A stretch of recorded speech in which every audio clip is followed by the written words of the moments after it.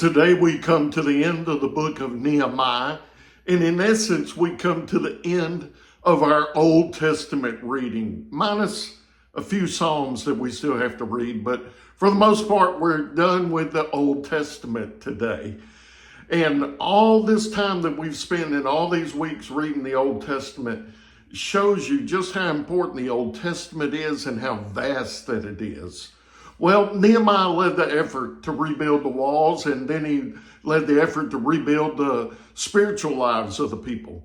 And now Nehemiah has returned back to the king in Susa to serve as his cupbearer. But later on, he receives a message about the people there in Jerusalem. So I want to read to you that message he received and what he does about it here in Nehemiah chapter 13, beginning in verse 1. At that time, the book of Moses was read publicly to the people, and the command was found written in it that no Ammonite or Moabite should ever enter the assembly of God, because they did not meet the Israelites with food and water. Instead, they hired Balaam against them to curse them, but our God turned the curse into a blessing. And when they heard the law, they separated all those of mixed descent from Israel. Now, before this, the priest Eliashib had put in charge of the storerooms of the house of our God. He was a relative of Tobiah, that was one of the enemies of Nehemiah. And he had prepared a large room for him where he had previously stored grain offerings and frankincense, of the articles and the tents of grain, new wine, and the fresh oil prescribed for the Levites, singers, and gatekeepers, along with the contributions for the priest. While all this was happening, I was not in Jerusalem, because I had returned to King Artaxerxes of Babylon in the 32nd year of his reign.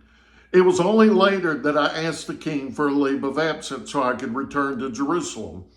And then I discovered the evil that Eliashib had done on behalf of Tobiah by providing him with a room in the courts of God's house. I was greatly displeased, and I threw all of Tobiah's household possessions out of the room. I ordered that the rooms be purified, and I had the articles of the house of God restored there, along with the grain offering and frankincense. I also found out that because the portions of the Levites had not been given, each of the Levites and their singers performing the service had gone back to his own field. Therefore, I rebuked the officials, asking, "Why has the house of God been neglected?" We see that the people have backslid, and the problems have come because of that. First of all, there was an Ammonite that was in the temple, not only just entering the temple, but living in the temple. That place where he was living, that was supposed to be a room for the contributions, and it was empty. The house of God had been neglected.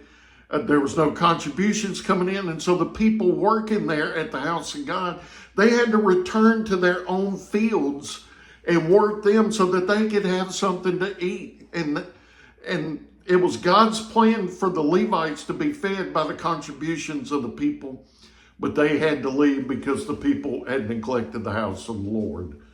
The people had backslidden in their relationship with the Lord. And it just reminds me that temptation comes every day, and we need to beware of that temptation and beware of backsliding. So I want to encourage you, examine your life today and see if there's areas where you're backsliding. If so, I pray that you'll get that right in your relationship with the Lord.